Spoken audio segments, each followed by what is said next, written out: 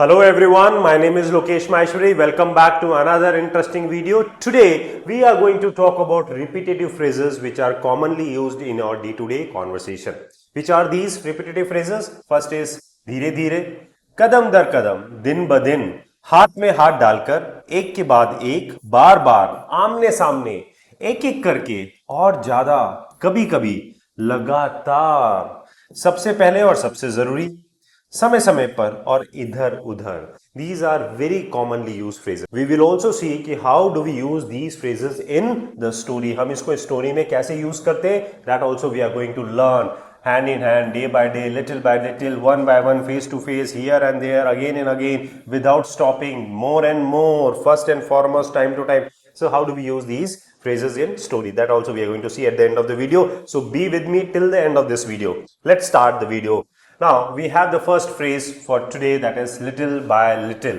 यानी कि धीरे धीरे, थोड़ा थोड़ा करके, little by little बोलते ना, थोड़ा थोड़ा करके, that is little by little. Little by little she gained confidence. मतलब थोड़ा थोड़ा करके उसने confidence gain किया, confidence हासिल किया. थोड़ा थोड़ा करके आप अपनी fluency को improve कर रहे हो. तो little by little you are improving your fluency. Right? He saved money little by little. उसने थोड़ा थोड़ा करके पैसे बचाए. तो he saved money little by little, यानी कि थोड़ा थोड़ा करके पैसे बचाए.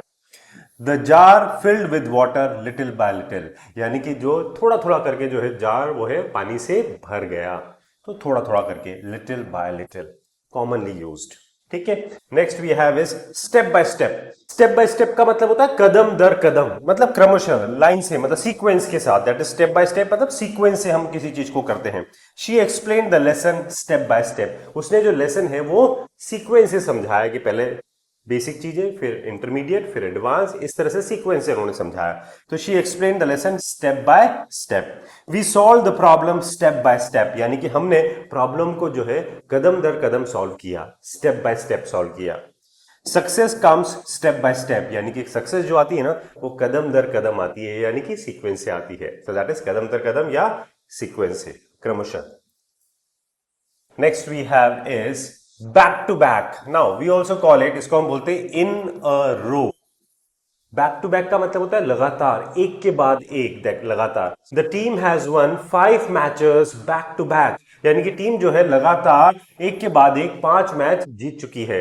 या we can also say the team has won 5 matches in a row. We can also say the team has won 5 consecutive matches. तो 5 consecutive matches, consecutive matches. Consecutive means भी एक के बाद एक, लगातार. तो in a row, back to back and consecutive, these are the 3 word जिनका मतलब होता है लगातार, एक के बाद एक.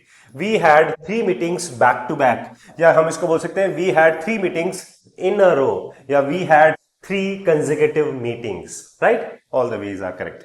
ही played 2 matches back to back, मतलब वह 2 मैच लगातार, एक के बाद एक लगातार खेला. तो ही प्लेड 2 मैचेस इन अ रो, ऐसे भी बोल सकते हैं. They watched 2 movies back to back, उन्होंने 2 मूवीज लगातार देखी, बैक टू बैक लगातार देखी. तो they watched 2 movies back to back, या इन अ रो, या they watched 2 consecutive movies. Got it?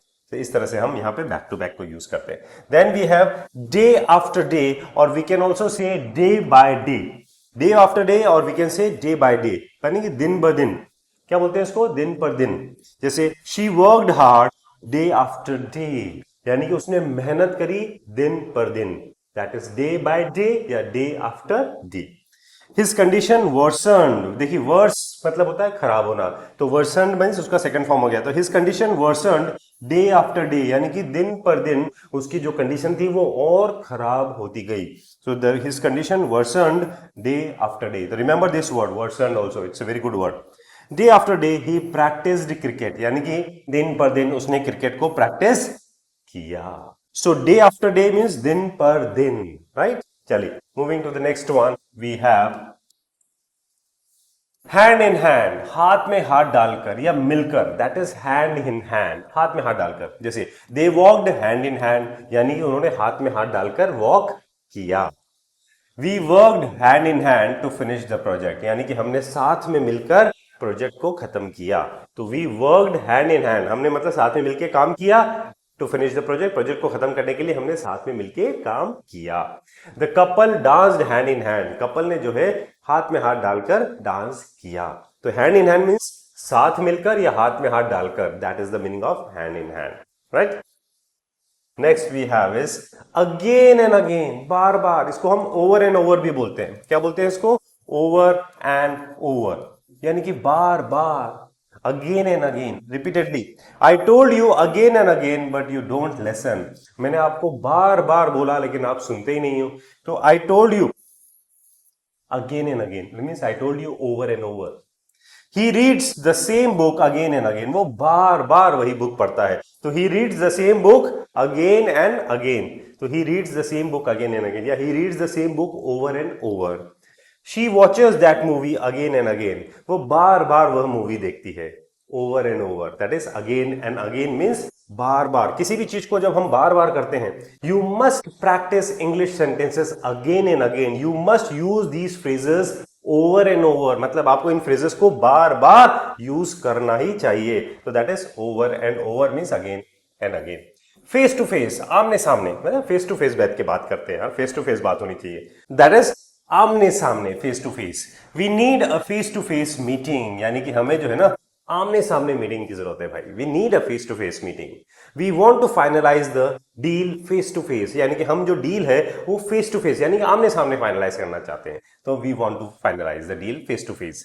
I finally met my online friend face to face, यानी कि मैं आखिरकार जो अपने ऑनलाइन दोस्त से फेस टू फेस मिला, यानी कि आमने सामने मिला, right. Let's talk face to face instead of texting, यानी कि टेक्स्ट करने के बजाय हम फेस टू फेस बात करते हैं। फेस टू फेस इंटरव्यू देना, फेस टू फेस किसी से मिलना, फेस टू फेस डील करना, तो दैट इज आमने सामने, गॉट इट। तो इसको बोलते हैं हम face to face. Next we have is bit by bit. Bit by bit मतलब होता है धीरे धीरे, थोड़ा थोड़ा करके। बिट मतलब होता है थोड़ा, तो थोड़ा थोड़ा करके। अब ये वापस आ गया धीरे धीरे थोड़ा थोड़ा करके। हमने क्या करा था? लिटिल बाय लिटिल, सेम होता है ये बिट बाय बिट। तो little by little and bit by bit both are same.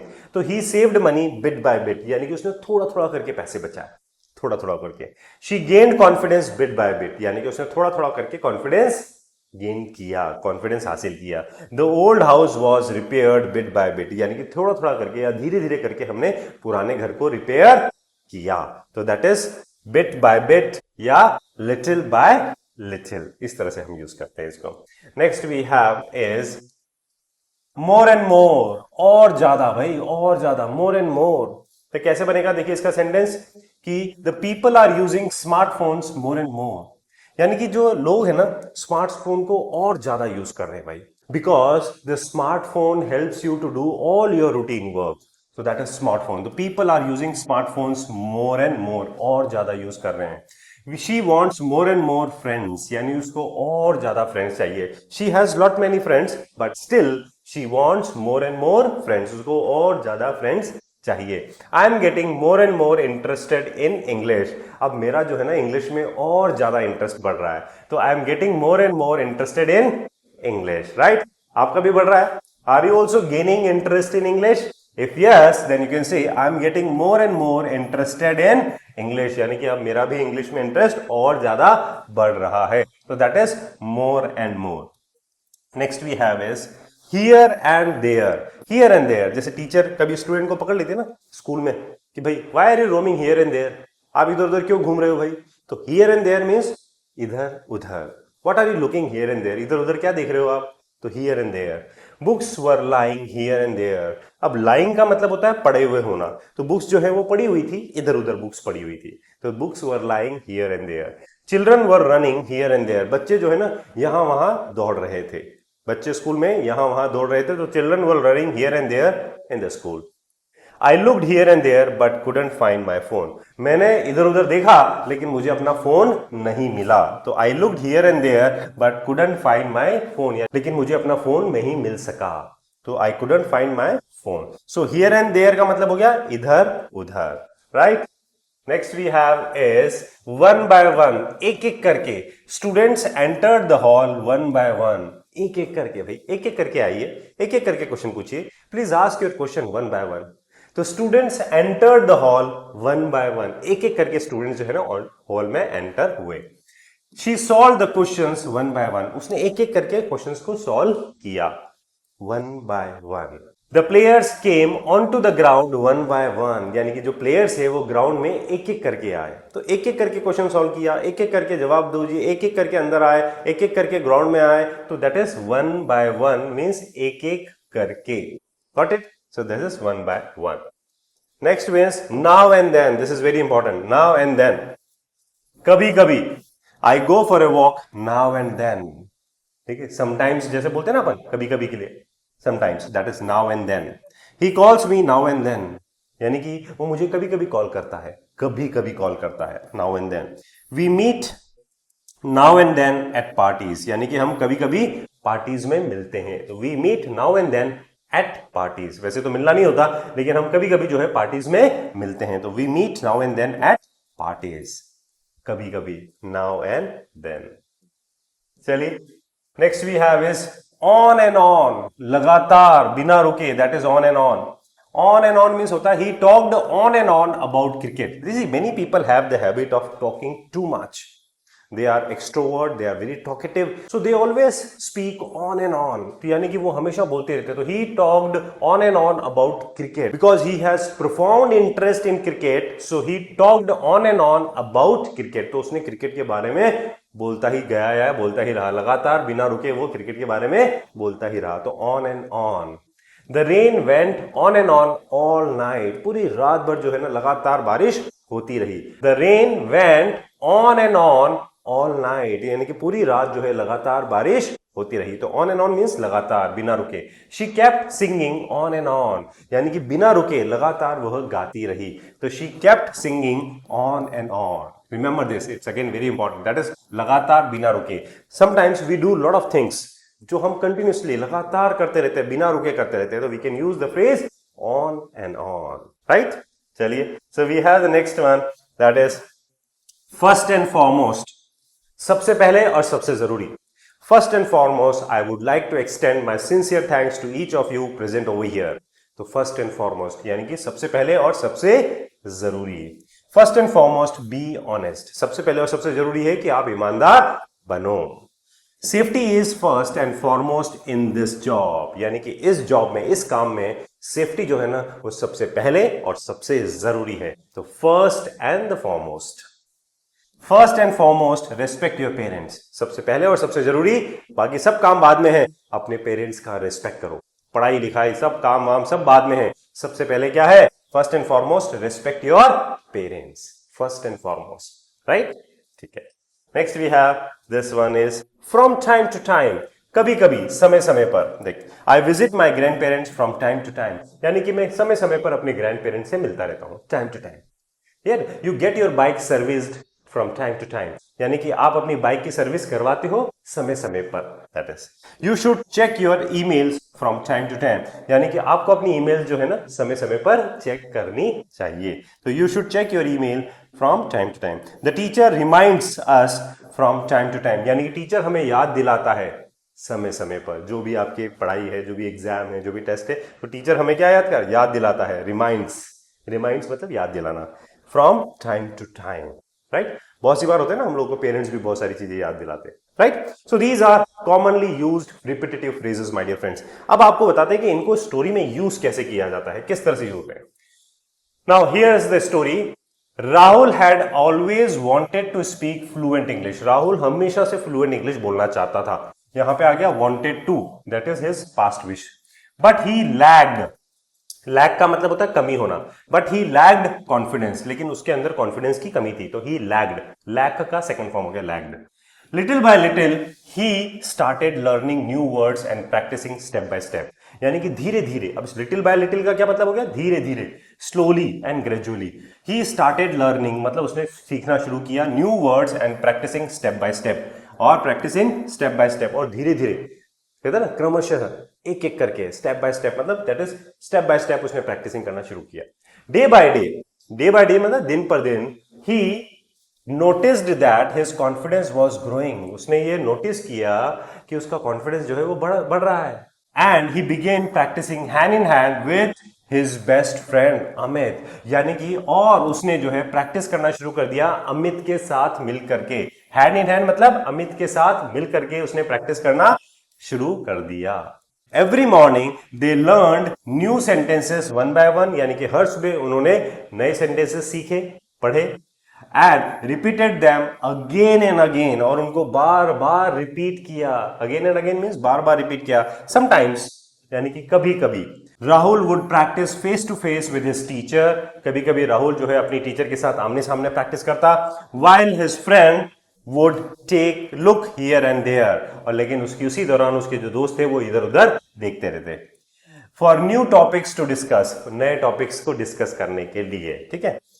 They wanted to learn more and more, वो और ज्यादा सीखना चाहते थे। They wanted to learn more and more and improve their fluency continuously, और लगातार अपनी फ्लुएंसी को इंप्रूव करना चाहते थे, विदाउट स्टॉपिंग, बिना रुके, कॉन्टिन्यूसली, राइट।